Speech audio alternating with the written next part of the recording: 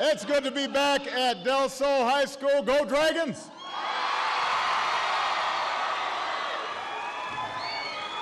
Let me just say that whenever I fly to Vegas on Air Force One, the plane's a little more crowded.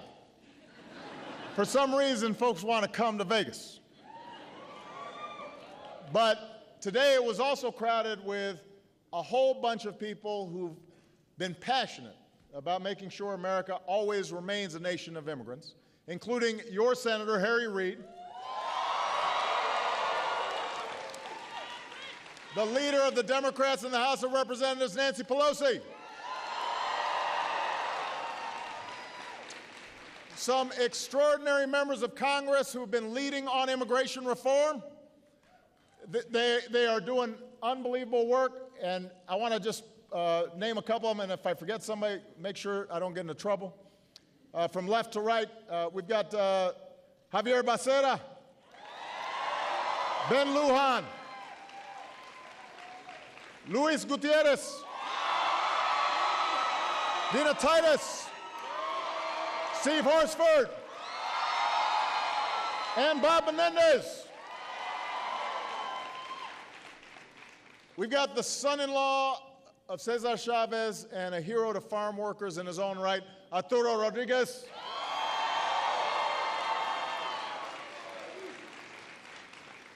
And I just want to, and since we're on farm workers, a legend, somebody who's just been a great friend to working people all across the country, Lourdes Huerta is here. Good to see you. Love you. You know, I'm so inspired by the introduction by Astrid. Now, last night I spoke directly to the American people about immigration, and you heard me talk about Astrid. And if you watched her introduction just now, you heard her talk a little bit about herself. She was brought here as a little girl and grew up believing in America and in her identity as an American, just like Malia or Sasha. And then as she grew up, she found out that she was undocumented, which meant she couldn't do all the things her friends could do. She feared that she and her brother could be separated from their dad. And then one day she decided to start advocating for her fellow dreamers and to stand up for her family and to fight to make a difference in this country that she loves. And part of what makes America exceptional is that we welcome exceptional people like Astrid.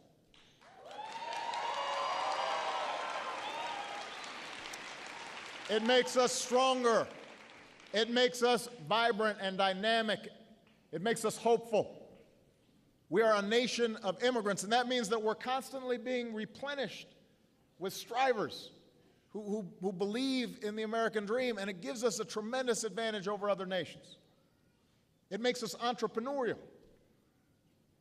It continues the promise that here in America, you can make it if you try, regardless of where you come from, regardless of the circumstances of your birth. Now, our immigration system has been broken for a very long time, and everybody knows it.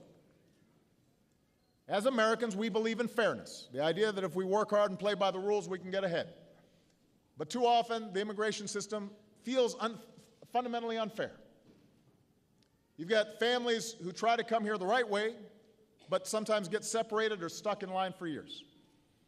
You've got business owners who are doing the right thing by their workers, offering good wages and benefits, and then you've got companies that are ignoring minimum wage laws or overtime laws, taking advantage of undocumented immigrants, and as a consequence, undercutting the employers who are doing the right thing. All of us take offense to the idea that anybody can reap the rewards of living in America without its responsibilities. And folks like Astrid and Astrid's parents, who desperately want to make amends, embrace the responsibilities of living here, they're forced to either live in the shadows or risk having their families torn apart. We've known about this for years, and we've known we can do better. And for years, we haven't done much about it. Well, today we're doing something about it.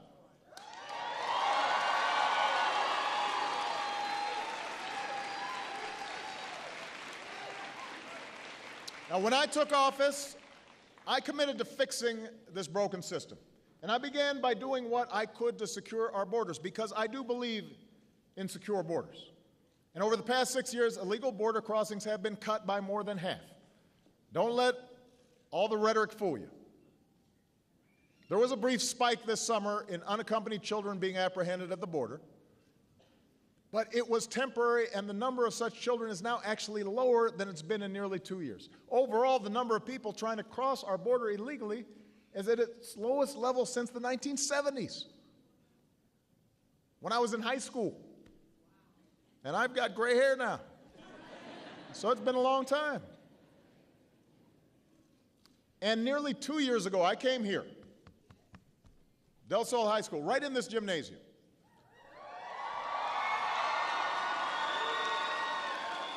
And I said that the time had come for Congress to fix our broken immigration system. And I laid out some basic principles for reform that a lot of different parties could agree on. And what was remarkable was the consensus that started to develop. We had business leaders and labor leaders and evangelical leaders and law enforcement leaders.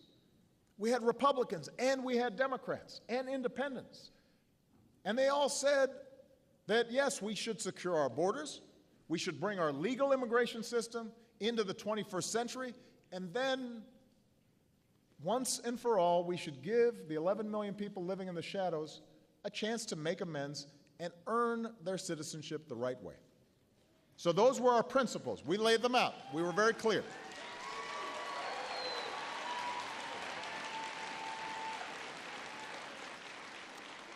And after I laid out those principles, we then went to work with Congress. And we started in the Senate.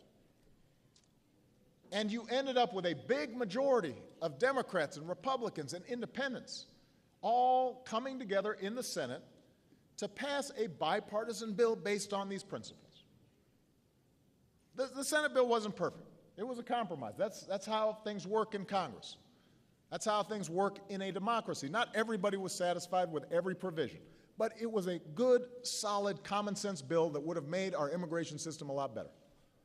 Would have doubled the number of Border Patrol agents. So for those who wanted more border security, that was in the bill. It would have made the legal immigration system smarter and fairer. It would have given the opportunity for young people who are talented and who have gotten a degree, maybe in computer science or some technical field, to stay here and work and contribute and create a business and create more jobs.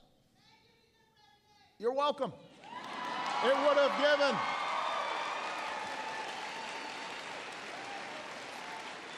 and it would have given millions of people that chance to get right with the law. But it wasn't just a gift. They would have had to pay a fine. They would have had to learn English. They would have had to get to the back of the line. They would have had to pay back taxes. It was a sensible bill. And all these members of Congress, they worked on it and were supportive of it.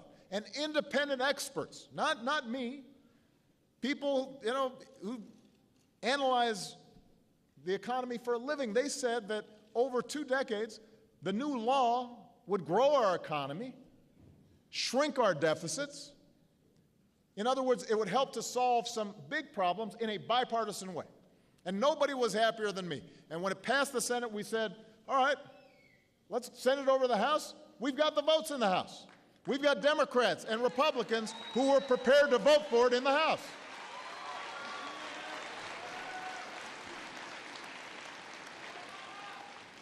It has now been 512 days, a year and a half, in which the only thing standing in the way of that bipartisan bill and my desk so that I can sign that bill, the only thing that's been standing in the way is a simple yes or no vote in the House of Representatives. Just a yes or no vote. If they had allowed a vote on that kind of bill, it would have passed. I would have signed it. It would be the law right now. These leaders right here tried to make it happen. Nancy Pelosi kept on saying to John Boehner, let's just call the bill. See where it goes. There are Republicans who worked hard on this bill too, and they deserve credit. Because even though it wasn't necessarily popular in their party, they knew it was the right thing to do. But despite that, the party leadership in the House of Representatives would not let it come forward. And I cajoled, and I called, and I met. I told John Boehner, I'll wash your car, I'll walk your dog, whatever you need to do. Just call the bill. That's how democracy is supposed to work. And if the votes hadn't been there, then we would have had to start over. But at least give it a shot. And he didn't do it. And the fact that a year and a half has gone by means that time has been wasted. And during that time, families have been separated. And during that time, businesses have been harmed. And we can't afford it anymore. So Las Vegas, I've come back to Del Sol to tell you, I'm not giving up. I will never give up. I will never give up. I will not give up.